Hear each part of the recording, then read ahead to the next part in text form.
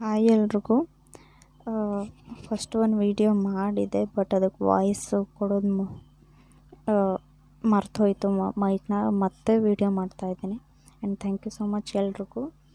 First ಡೇಯಿಂದ second day ಅಂತೂ ಪ್ರಾಕ್ಟೀಸನ್ನು ಕಂಟಿನ್ಯೂ ಮಾಡ್ತಾಯಿದ್ದಾರೆ ಅಂತ ಅಂದ್ಕೊಂಡಿದ್ದೀನಿ. And thank you so much, all the best ಎಲ್ರಿಗೂ. ಆ್ಯಂಡ್ ಇವತ್ತು ಡೇ 9 ಆ್ಯಕ್ಟಿವಿಟಿ ಇರುತ್ತೆ. Okay, day 9 activity the magic ಬುಕ್ದು ಪ್ರಾಕ್ಟೀಸು.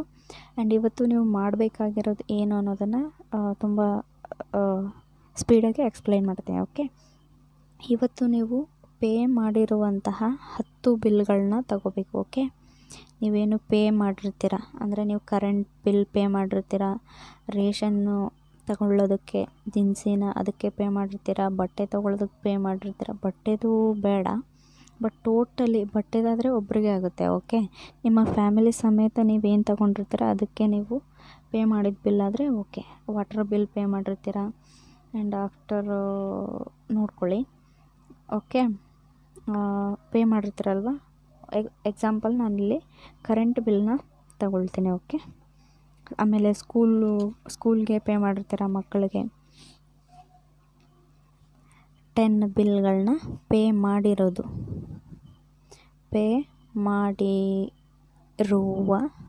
10 ಬಿಲ್ಗಳನ್ನು ತಗೊಳ್ಳಿ.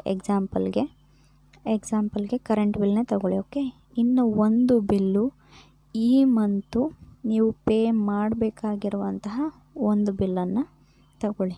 ಓಕೆ, ಈ ಮಂತು ಅಂದರೆ ಮೇ ಮಂತ್ ನೀವು ಪೇ ಮಾಡಬೇಕಾಗಿರುವಂತಹ ಒಂದು ಬಿಲ್ಲು, ಅದರ ಹಿಂದಿನದ್ದು ಪೇ ಮಾಡಿರುವಂತಹ ಆಲ್ರೆಡಿ ಪೇ ಮಾಡಿರುವಂತಹ 10 ಬಿಲ್ಗಳನ್ನು ತಗೊಳ್ಳಿ. ಓಕೆ, ಈ ಆ್ಯಕ್ಟಿವಿಟಿನಲ್ಲಿ ಏನಿರುತ್ತೆ ಅಂದರೆ ಒಂದು ಸಿಂಪಲ್ಲಾಗಿ ನಾನು ಎಕ್ಸ್ಪ್ಲೈನ್ ಮಾಡ್ತೀನಿ. ಏನು ಅಂದರೆ, ನೀವು ಕರೆಂಟ್ ಬಿಲ್ ಪೇ ಮಾಡಿರ್ತೀರ, ರೇಷನ್ ಅಂಗಡಿಗೆ ದಿನಸಿ ತೊಗೊಳ್ಳೋದಕ್ಕೆ ಹೋದಾಗ ಬಿಲ್ ಪೇ ಮಾಡಿರ್ತೀರ, ವಾಟರ್ ಬಿಲ್ ಪೇ ಮಾಡಿರ್ತೀರ, ಮನೆ ರೆಂಟ್ ಕಟ್ಟಿರ್ತೀರ, ಮಕ್ಕಳು ಸ್ಕೂಲ್ ಫೀಸ್ ಪೇ ಮಾಡಿರ್ತೀರ. ಆವಾಗೆಲ್ಲ ನೀವು ಮನೆಗೆ ಏನಂತ ಹೇಳ್ತೀರ? ಒಂದು ನಿಮಗೆ ಮಂತ್ಲಿ ಸ್ಯಾಲ್ರಿ ಬಂದಾಗ ಅಯ್ಯೋ ಡೇಟ್ ಒಂದು ಬಂದೇ ಬಿಡ್ತು, ಸ್ಯಾಲ್ರಿನೂ ಬಂದೇ ಬಿಡ್ತು. ಸ್ಯಾಲ್ರಿ ತಗೊಳ್ಳುವಾಗ ಖುಷಿ ಇರುತ್ತೆ ಬಿಡಿ, ತಗೊಂಡ್ಮೇಲೆ ವಾಟರ್ ಬಿಲ್ ಇಷ್ಟು, ರೆಂಟ್ ಬಿಲ್ ಇಷ್ಟು, ದಿನಸಿಗಿಷ್ಟು ಅಂತೆಲ್ಲ ಭಾಗ ಮಾಡಿ ಅಯ್ಯೋ ಎಲ್ಲ ಮನೆಯೂ ಖರ್ಚಾಗೋಯ್ತು.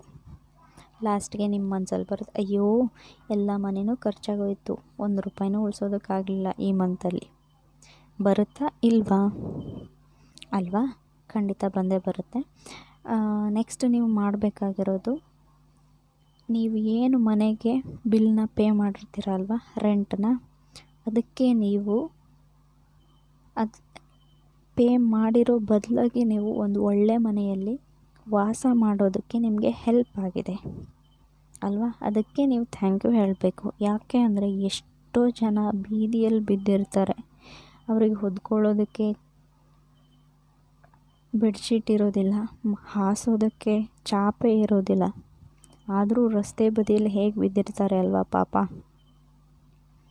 ಆ ಥರ ಏನೂ ನಮಗೆ ಸಿಚುವೇಶನ್ ಇಲ್ಲ ಅಲ್ವಾ. ಆ್ಯಂಡ್ ನೆಕ್ಸ್ಟು, ಎಷ್ಟೋ ಜನ ಮಕ್ಕಳು ಓದೋದಕ್ಕಾಗೋದಿಲ್ಲ, ಕೂಲಿ ಕೆಲಸ ಮಾಡ್ತಿರ್ತಾರೆ. ಬಟ್ ನಿಮ್ಮ ಮಕ್ಕಳಿಗೆ ಒಂದು ಒಳ್ಳೆ ಎಜುಕೇಷನ್ ಕೊಡಿಸೋದಕ್ಕೆ ನಿಮ್ಮ ಹತ್ರ ಮನಿ ಇದೆ. ಸ್ಕೂಲ್ ಫೀಸ್ ಕಟ್ಟುವಾಗ thank you so much money, ನನ್ನ ಮಕ್ಕಳಿಗೆ ಒಳ್ಳೆ ಎಜುಕೇಷನ್ ಸಿಗ್ತಾ ಇದೆ ಅಂತ ಯಾವತ್ತಾದ್ರೂ ನೀವು ಹೇಳಿದ್ದೀರಾ? ಇಲ್ಲ. ನೀವು ನೀರನ್ನು ಕುಡಿತೀರಾ, ವಾಟರ್ ಬಿಲ್ ಕಟ್ಟುವಾಗ ಥ್ಯಾಂಕ್ ಯು ಸೋ ಮಚ್, ನಮ್ಮ ಮನೆಯವ್ರಿಗೆಲ್ಲ ಈ ನೀರಿಂದ ಒಳ್ಳೆಯದಾಗಿದೆ ಅಂತ ಹೇಳ್ತೀರಾ? ಇಲ್ಲ ಅಲ್ವಾ. ಸೊ ಇನ್ಮೇಲೆ ನೀವು ಮಾಡಬೇಕಾಗಿರೋದು, ನೀವು ರೆಂಟ್ ಬಿಲ್ ಕಟ್ಟಿ, ಸ್ಕೂಲ್ ಫೀಸ್ ಕಟ್ಟಿ, ಅಥವಾ ಬೇರೆ ದಿನಸಿ ತಗೊಂಡು ಬನ್ನಿ, ಏನೇ ಮಾಡಿ, ಬಟ್ ತುಂಬ ಖುಷಿಯಿಂದ ಮಾಡಿ ಅಂತ ಹೇಳ್ತೀನಿ. ಆ್ಯಂಡ್ ಇವತ್ತಿನ ಟಾಸ್ಕ್ ಏನಪ್ಪ ಅಂದರೆ, ಪೇ ಮಾಡಿರುವಂತಹ 10 ಬಿಲ್ಗಳು, ಪೇ ಮಾಡಬೇಕಾಗಿರೋ ಒಂದು ಬಿಲ್ಲನ್ನು ತಗೊಂಡು ಇಲ್ಲಿ ಬರೆದಿದ್ದೀನಿ ನೋಡಿ, ಕಾಣಿಸ್ತಾ ಇದೆ ಅಂದ್ಕೊಂಡಿದ್ದೀನಿ. ಕ್ಯಾಪಿಟಲ್ ಲೆಟರಲ್ಲಿ ಬರೀಬೇಕು. Okay, THANK, thank, Y for you, thank you, FOR for, THE the MONEY, money, thank you for the money ಅಂತ ಒಂದು ಬಿಲ್ ಇರುತ್ತೆ ಅಲ್ವಾ, ಪೇ ಮಾಡಬೇಕಾಗಿರೋದು, ಅದ್ರ ಮೇಲೆ ಬರೀರಿ. ಇನ್ನು ಉಳಿದಿರೋವಂಥ 10 ಬಿಲ್ಗಳ ಮೇಲೆ, ಅಂದರೆ ಆಲ್ರೆಡಿ ಕಟ್ಟಿದ್ದೀರಲ್ವ, ಬಿಲ್ನ ಪೇ ಮಾಡಿದ್ದೀರಲ್ವ, ಆ ಬಿಲ್ಗಳ ಮೇಲೆ ಥ್ಯಾಂಕ್ ಯು ಪೇಯ್ಡ್ ಅದನ್ನು ಕ್ಯಾಪಿಟಲ್ ಲೆಟರಲ್ಲೇ ಬರೀಬೇಕು. Okay, THANK thank YOUPAID paid ಅಂತ ಬರೀರಿ. ಆ್ಯಂಡ್ ಇದನ್ನು ಬ್ಲೂ ಇಂಕ್ ಪೆನ್ನಲ್ಲೇ ಬರೀರಿ. ಓಕೆ, ಬೇರೆ ಇಂಕ್ ಪೆನ್ ಬೇಡ.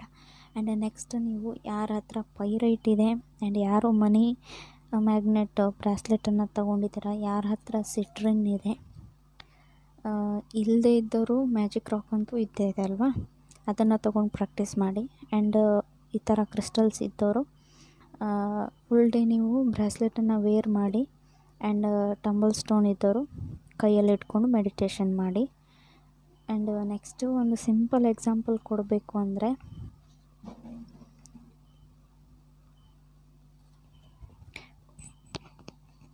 ನಿಮಗೆ ರೆಂಟನ್ನು ನೀವು ಕಟ್ಟಿದ್ದೀರಾ, ಹೌದು, ನೀವು ಪೇ ಮಾಡಿದ್ದೀರ ಬಾಡಿಗೆ ಮನೆಗೆ, ಅದ್ರ ಬದಲಾಗಿ ನಿಮಗೆ ಉಳ್ಕೊಳ್ಳೋದಕ್ಕೆ ಒಂದು ಒಳ್ಳೆ ಸೇಫ್ ಜಾಗ ಸಿಕ್ಕಿದೆ ಅಲ್ವಾ, ಅದಕ್ಕೆ ಯಾವತ್ತಾದರೂ ನೀವು ಥ್ಯಾಂಕ್ ಯು ಹೇಳಿದ್ದೀರಾ?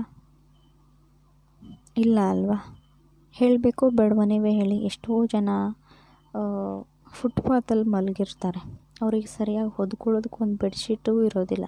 ಬಟ್ ನಿಮಗೆ 4 ಗೋಡೆ ಮಧ್ಯೆ ಬೆಚ್ಚಗೆ ಮಳೆ ಗಾಳಿಯಿಂದ ರಕ್ಷಣೆ ಪಡ್ಕೊಳ್ಳೋದಕ್ಕೆ ಒಂದು ಜಾಗ ಸಿಕ್ಕಿದೆ, ಅದಕ್ಕೆ ನೀವು ಥ್ಯಾಂಕ್ ಯು ಹೇಳಿದ್ದೀರಾ? ಇಲ್ಲ ಅಲ್ವಾ? ಇನ್ಮೇಲೆ ಥ್ಯಾಂಕ್ ಯು ಹೇಳಿ. ಇವಾಗ ನೀರು, ವಾಟರ್ ಬಿಲ್ ಪೇ ಮಾಡ್ತೀರಾ, ಅಯ್ಯೋ ವಾಟರ್ ಬಿಲ್ ಈ ಸರಿ ಜಾಸ್ತಿ ಆಗೋಗ್ಬಿಟ್ಟಿದೆ ಅಂದ್ಕೊಂಡೇ ಪೇ ಮಾಡ್ತೀರಾ. ಯಾಕೆ? ವಾಟರಿಂದ ನಿಮ್ಗೆ ಹೆಲ್ಪ್ ಆಗಿಲ್ವಾ? ದಿನ ಬೆಳಗ್ಗೆ ಎದ್ದು ನೀರಿಲ್ಲ ಅಂದರೆ ಪ್ರತಿಯೊಬ್ಬ ಮನುಷ್ಯನ ಕೆಲಸ ಯಾವುದೂ ಆಗೋದಿಲ್ಲ ಅಲ್ವಾ? ಮತ್ತು ನೀವು ಥ್ಯಾಂಕ್ ಯು ಯಾವತ್ತಾದರೂ ಹೇಳಿದ್ದೀರಾ ನೀರಿಗೆ? ಆ್ಯಂಡ್ ವಾಟರ್ ಬಿಲ್ ಪೇ ಮಾಡುವಾಗ thank you so much money ಅಂತ ಹೇಳಿದ್ದೀರಾ? ಇಲ್ಲ ಅಲ್ವಾ? ಸೊ ಇನ್ಮೇಲೆ ಹಾಗೆ ಮಾಡೋದಕ್ಕೆ ಹೋಗ್ಬಿಡಿ. ನೀವು ಸ್ಕೂಲ್ ಬಿಲ್ ಪೇ ಮಾಡಿ, ಯಾವುದು ಬೇಕಾದರೂ ಪೇ ಮಾಡಿ, ತುಂಬ ಖುಷಿಯಿಂದ ಪೇ ಮಾಡಿ. ಆ್ಯಂಡ್ ತುಂಬ ಖುಷಿಯಿಂದ ಅವರು ನಿಮ್ಮ ಹತ್ರ ಬರ್ತಾರೆ. ಓಕೆ, ಒಂದು ಎಕ್ಸಾಂಪಲ್ ಅಂತ ಆಗಲೇ ಹೇಳಿದೆ ಅಲ್ವಾ? ಏನಪ್ಪ ಎಕ್ಸಾಂಪಲ್ ಅಂದರೆ, ಇವಾಗ ನಿಮ್ಮ ಮನೆಗೆ ಗೆಸ್ಟ್ ಬಂದಿರ್ತಾರೆ. ಓಕೆ, ಆ ಗೆಸ್ಟ್ಗೆ ನೀವು ಊಟ ಕೊಟ್ಟೋ ಅಥವಾ ನೀರು ಕೊಟ್ಟೋ ಅಥವಾ ಏನಾದರೂ ಟಿಫನ್ ಮಾಡಿನೋ ಇಲ್ಲಾಂದರೆ ಜ್ಯೂಸ್ ಕೊಟ್ಟೋ ಅವ್ರು ಬಂದಿದ್ದೆ ತುಂಬ ನಗು ಮುಖದಿಂದ, ತುಂಬ ಹ್ಯಾಪಿಯಿಂದ ಉಪಚಾರ ಮಾಡಿ ಕಳಿಸಿದ್ರೆ ನೆಕ್ಸ್ಟ್ ಟೈಮ್ ನೀವು ಕರೆಯೋದೇ ಬೇಡ, ಆದರೂ ಅವರು ಬಂದು ಹೋಗ್ತಾರೆ ಅಲ್ವಾ? ಅದೇ ನೀವು ಗಂಟು ಮುಖ ಹಾಕ್ಕೊಂಡು ಅಯ್ಯೋ ಯಾಕಪ್ಪ ಬಂದರು ಇವರು, ಈ ಕೆಲಸದ ಮಧ್ಯೆ ಇವರು ಬೇರೆ ಬಂದುಬಿಟ್ರು ಅಂತ ಅಂದ್ಕೊಂಡು ಬೈಕೊಂಡು ಅವರಿಗೆ ಉಪಚಾರ ಮಾಡಿ ಕಳಿಸಿದ್ರೆ ಅವರು ನಿಮ್ಮ ಮನೆಗೆ ಮತ್ತೆ ಬರ್ತಾರಾ? ಇದು ನನ್ನ ಕ್ವೆಶ್ಚನು, ಇದಕ್ಕೆ ಆನ್ಸರ್ ಮಾಡಿ. ಬರ್ತಾರಾ? ಇಲ್ಲ ಅಲ್ವಾ? ಬರಲ್ಲ, ಅವರು ಯಾವತ್ತೂ ಬರಲ್ಲ. ಸೊ ಮನಿ ಕೂಡ ಹಾಗೇನೆ. ಇವಾಗ ನೀವು ಬಿಲ್ ಪೇ ಮಾಡಿರ್ತೀರ, ಅಯ್ಯೋ ಇಷ್ಟು ಖರ್ಚಾಗೋಯ್ತಾ ಅಂದ್ಕೊಂಡು ಕೊಟ್ಟರೆ ನಿಮ್ಮ ಹತ್ರ ಹೇಗೆ ಬರ್ತಾರೆ ಅಲ್ವಾ? ಅದೇ ನೀವು ಥ್ಯಾಂಕ್ ಯು ಸೋ ಮಚ್, ಇಷ್ಟು ದಿನ ನನ್ನ ಹತ್ರ ಇದ್ರಿ, ಥ್ಯಾಂಕ್ ಯು ಸೋ ಮಚ್. ನೀವು ಈಗ ಅವ್ರ ಹತ್ರ ಹೋಗ್ತಾ ಇದ್ದೀರಾ, ಅವ್ರ ಹತ್ರ ಹೋದ್ಮೇಲೆ ಅವರಿಗೂ ಒಳ್ಳೆಯದನ್ನು ಮಾಡಿ. ಆ್ಯಂಡ್ ಈ ನಿಮ್ಮನ್ನು ನಾನು ಈ ಒಂದು ಒಳ್ಳೆಯ ವಸ್ತುಗಳನ್ನು ಖರೀದಿ ಮಾಡ್ಕೊಳ್ಳೋದಕ್ಕೆ ಉಪಯೋಗಿಸ್ಕೊಂಡಿದ್ದೀನಿ, ನಿಮ್ಮಿಂದ ನನಗೆ ತುಂಬ ಹೆಲ್ಪ್ ಆಗಿದೆ, ಥ್ಯಾಂಕ್ ಯು ಸೋ ಮಚ್ ಅಂತ ಹೇಳಿ ಮನಿನ ಕೊಡಿ. ಕೊಟ್ಟು ಆದಮೇಲೆ ನೋಡಿ ಮ್ಯಾಜಿಕ್ ನೀವೇ ಹೇಳ್ತೀರ ಏನಾಗುತ್ತೆ ಅಂತ. ಓಕೆ, ಆ್ಯಂಡ್ ಆಫ್ಟರ್ ಇನ್ಮೇಲೆ ಯಾವಾಗಲೂ ಥ್ಯಾಂಕ್ ಯು ಹೇಳೋದನ್ನು ಮರಿಬೇಡಿ. ಆ್ಯಂಡ್ ಇನ್ನೊಂದು ಮನಿನ ಅಟ್ರ್ಯಾಕ್ಟ್ ಮಾಡ್ಕೊಳ್ಳೋದಕ್ಕೆ ಒಂದು ಸಿಜಿಲನ್ನು ಹೇಳ್ತೀನಿ, ಆ್ಯಂಡ್ ಮತ್ತೊಂದು ಮನಿ ಮ್ಯಾಗ್ನೆಟ್ ನಂಬರನ್ನು ಹೇಳ್ತೀನಿ. ಓಕೆ, ಇದನ್ನು ನೀವು ಗ್ರೀನ್ ಇಂಕ್ ಪೆನ್ ಅಥವಾ ಗ್ರೀನ್ ಇಂಕ್ದು ಯಾವುದಾದ್ರೂ ತೊಗೊಳ್ಳಿ. ಓಕೆ, ಸ್ಕೆಚ್ ಪೆನ್ ಆದರೂ ಓಕೆ, ಪೆನ್ ಆದರೂ ಓಕೆ. ಇಲ್ಲಿ ನೋಡಿ, ಆಗಲೇ ವಿಡಿಯೋ ಮಾಡುವಾಗ ಬರ್ಕೊಂಡಿದ್ದೆ ನಾನು, ಬಟ್ ಅದು ವಾಯ್ಸ್ ರೆಕಾರ್ಡ್ ಆಗಿರಲಿಲ್ಲ. ಓಕೆ, ಮೈಕ್ ಹಾಕೋದನ್ನು ಮರೆತುಬಿಟ್ಟಿದ್ದೆ ನಾನು. ಇಲ್ಲಿ ನೋಡಿ, ಈ ಒಂದು ಭಾಗ, ಈ ಹೆಬ್ಬೆರಳಿನ ಕೆಳಗೆ ಇಷ್ಟು ಭಾಗದಲ್ಲಿ 8, 9, 7 ಅಂತ ಬರ್ಕೋಬೇಕು. ಇದು ವಾಶ್ ಆಯಿತು ಅಂದರೆ ಮತ್ತೆ ಬರ್ಕೊಳ್ಳಿ. ಓಕೆ, ಇಲ್ಲೇ ಬರ್ಕೋಬೇಕು, ಇದೇ ಜಾಗದಲ್ಲೇ ಇದನ್ನು ಬರ್ಕೋಬೇಕು. ಓಕೆ, ಆ್ಯಂಡ್ ಇದು ಸಿಜಿಲ್ ಅಂತ. ಓಕೆ, ಇದನ್ನು ಹೀಗೆ 2 ಥರ ಫಸ್ಟಿಗೆ ಬರ್ಕೋಬೇಕು. ಆಮೇಲೆ ಈಗ ಮೇಲ್ಗಡೆ, ಆಮೇಲೆ ಕೆಳಗಡೆ. ಈ ಗೆರೆಗೆ ಟಚ್ ಮಾಡಬೇಡಿ, ಇಲ್ಲಿ ಟಚ್ ಆಗೋಯ್ತು. ಓಕೆ, ನೋಡಿ ಇನ್ನೊಂದು ಸರಿ ಹೇಳ್ತೀನಿ. ಫಸ್ಟಿಗೆ ಹೀಗೆ 2 ಬರ್ಕೋಬೇಕು ಆ್ಯಂಡ್ ಇಲ್ಲಿಂದ ಇಷ್ಟು. ಈ 2 ತಲೆ ಇದೆ ಅಲ್ವ, ಇದರ ಸಮೀಪ ಅಂದರೆ ಇಲ್ಲಿಗೆ ಬರುತ್ತೆ ಅಲ್ವ, ಇದಕ್ಕಿಂತ ಮೇಲ್ಗಡೆ ಒಂಚೂರು ಹೋಗಬೇಕು ಆ್ಯಂಡ್ ಇದಕ್ಕಿಂತ ಕೆಳಗಡೆ ಒಂಚೂರು ಬರಬೇಕು. ಆ್ಯಂಡ್ ಇದನ್ನು ಬರ್ಕೊಂಡಾಗ 2 ಬೇಕಾದರೂ ಬರ್ಕೊಳ್ಳಿ. ಇಲ್ಲ ಇಲ್ಲಿ ತುಂಬ ಚಿಕ್ಕ ಜಾಗ ಉಳಿಯುತ್ತೆ ಅಂದರೆ ಯಾವುದಾದ್ರೂ ಒಂದನ್ನು ಬರ್ಕೊಳ್ಳಿ. 2 ದಿನಕ್ಕೆ ಒಂದು, ಅಂದರೆ ಇವತ್ತು ಒಂದಿನ ಒಂದು ಬರ್ಕೊಂಡ್ರೆ ಮತ್ತೊಂದು ದಿನ ಮತ್ತೊಂದು ಬರ್ಕೊಳ್ಳಿ. ಓಕೆ, ಆ್ಯಂಡ್ 15 ಹೀಗೆ 15 ಇದೇ ಜಾಗದಲ್ಲೇ ಬರ್ಕೋಬೇಕು. ಇಲ್ಲಿ ಜಾಗ ಇಲ್ಲ ಅಂತ ಇಲ್ಲಿ ಬರ್ತಿದ್ದೀನಿ. ಓಕೆ, ನೋಡ್ಕೊಳ್ಳಿ. ಈ ಒಂದು ಪ್ಲೇಸಲ್ಲಿ ಇದನ್ನಾದರೂ ಬರ್ಕೊಳ್ಳಿ, ಇದನ್ನಾದರೂ ಬರ್ಕೊಳ್ಳಿ. ಇಲ್ಲ ಇವತ್ತು ಇದನ್ನ ಬರ್ಕೊಳ್ತೀನಿ, ನಾಳೆ ಇದನ್ನ ಬರ್ಕೋತೀನಿ ಅಂದರೆ ಓಕೆ. ಇಲ್ಲ 2 ಬರ್ಕೋತೀನಿ ಅಂದರೆ ಇನ್ನೊಂದು ಸ್ವಲ್ಪ ಈ ಕಡೆ ಬರೋದು, ಇದನ್ನು 2 ಬರ್ಕೊಳ್ತೀನಿ ಅಂದರೆ ಓಕೆ. ಇದನ್ನು ನೀವು ಮಾಡೋದಕ್ಕೆ ಗ್ರೀನ್ ಕಲರ್ ಇಂಕ್ ಪೆನ್ನನ್ನು ಬಳಸಿ, ಇಲ್ಲ ಸ್ಕೆಚ್ ಪೆನ್ನನ್ನು ಬಳಸಿ. ಓಕೆ, ಆ್ಯಂಡ್ ಆಫ್ಟರು ನೀವು ಮಾಡಬೇಕಾಗಿರೋ ರಿಚುವಲನ್ನು ಹೇಳಿದ್ದೀನಿ. And thank you so much. ಯಾರೆಲ್ಲ ಪ್ರಾಕ್ಟೀಸ್ ಮಾಡ್ತಾಯಿದ್ದೀರಾ, ಆಲ್ ದಿ ಬೆಸ್ಟ್ ಎಲ್ರಿಗೂ. God bless you.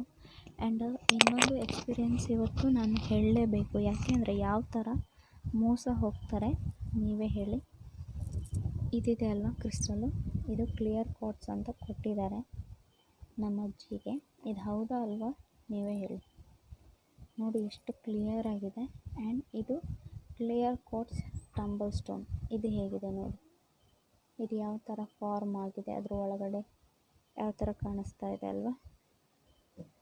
ಬಟ್ ಇದು ಒರಿಜಿನಲ್ ಅಲ್ಲ. ಓಕೆ, ಆ್ಯಂಡ್ ಇಲ್ಲಿ ನೋಡಿ, ಇದು ರೋಸ್ ಕ್ವಾರ್ಟ್ಸು ಆ್ಯಂಡ್ ಇದು ಕೂಡ rose quartz. Okay, 2 rose quartz. ಇದು ಲೈಟ್ ಕಲರಲ್ಲಿ ಇದೆ. Okay, but original 2. ಇದು ನಾನು ಹಾಕ್ಕೊಂಡು ಹೀಗಾಗಿರೋದು, ಇದು ರೀಸೆಂಟಾಗಿ ಟಂಬಲ್ ಸ್ಟೋನ್ ತಗೊಂಡಿರೋದು. ಆ್ಯಂಡ್ ಇದು ನೋಡಿ ಹೇಗಿದೆ, ಇದು ಗ್ಲಾಸ್ ಬೀಡು. ಓಕೆ, ಆ್ಯಂಡ್ ಇದು ನೋಡಿ, ಇದು ಕ್ಲಿಯರ್ ಕ್ವಾರ್ಟ್ಸ್ ಸ್ಫಟಿಕಮಣಿ ಅಂತ. ಇದನ್ನು ಸ್ಫಟಿಕಮಣಿ ಅಂತ ಕೊಟ್ಟಿದ್ದಾರೆ, ಬಟ್ ಇದು ಒರಿಜಿನಲ್ ಅಲ್ಲ. ಇದು ಒರಿಜಿನಲ್. ಹೇಗೆ ಒರಿಜಿನಲ್ ಅಂತ ಗೊತ್ತಾಗುತ್ತೆ ಅಂದರೆ ಇದನ್ನು ನೋಡಿ, ಈ ಕ್ರಿಸ್ಟಲ್ನ ಹೇಗೆ ಫಾರ್ಮ್ ಆಗಿದೆ. ಆ್ಯಂಡ್ ಇದು ಕೂಡ ನೋಡಿ, ಒಳಗಡೆ ನೀರಿನ ಗುಳ್ಳೆ ಥರ ಇದೆ. ಓಕೆ, ಇದು ಒಂಥರ ಚುಕ್ಕೆ ಚುಕ್ಕೆ ಥರ ಇದೆ ಅಲ್ವಾ, ಇದು ಒರಿಜಿನಲ್ ಕ್ರಿಸ್ಟಲ್ಲು.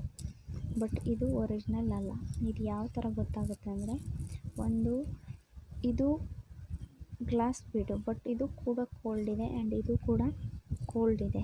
ಆದರೆ ಇದು ಒರಿಜಿನಲ್ ಅಂತ ಹೇಗೆ ಗೊತ್ತಾಗುತ್ತೆ ಅಂದರೆ, ಈ ಥರ ಫಾರ್ಮ್ ಆಗಿರುತ್ತೆ. ಅಂದರೆ ಒಳಗಡೆ ನೋಡ್ಬೋದು ನೀವು ಯಾವ ಥರ ಕಾಣಿಸುತ್ತೆ ಅಂತ.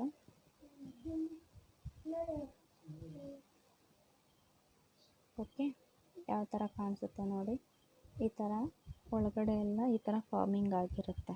ಆ್ಯಂಡ್ ನೀವು ಅದನ್ನು ಟಂಬಲ್ ಸ್ಟೋನ್ ತೊಗೊಳ್ಳಿ, ಮಾಲೆ ತೊಗೊಳ್ಳಿ, ಬ್ರಾಸ್ಲೆಟ್ ತೊಗೊಳ್ಳಿ, ಸೇಮ್ ಇದೇ ಥರ ಅದು ಒಳಗಡೆ ಇರುತ್ತೆ. ಇನ್ನೊಂದು ನಿಮ್ಮ ರೂಮ್ ಟೆಂಪ್ರೇಚರ್ ಏನಿರುತ್ತೆ ಅದಕ್ಕಿಂತ ಒಂದು ಸ್ವಲ್ಪ ಕೋಲ್ಡ್ ಇರುತ್ತೆ.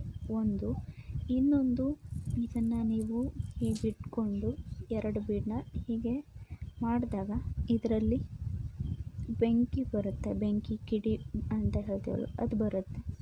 ಆವಾಗ ಇದು ಒರಿಜಿನಲ್ ಅಂತ ಹೇಳ್ಬೋದು.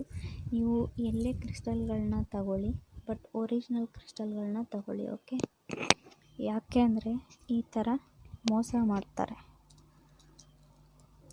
ನೀವು ಆವಾಗ ಯೂಸ್ ಮಾಡಿನೂ ಉಪಯೋಗ ಇಲ್ಲ. ನೋಡಿ ಹೇಗಿದೆ ಅಂತ, ಎಷ್ಟು ವ್ಯತ್ಯಾಸ ಇದೆ ಅಂತ ನೀವೇ ನೋಡಿ. ಯಾರಾದರೂ ಇದನ್ನು ನೋಡಿದ್ರೆ ಒರಿಜಿನಲ್ ಅಂತಲೇ ಅಂದ್ಕೋತಾರೆ, ಬಟ್ ನೋ, ಇದು ಫೇಕ್.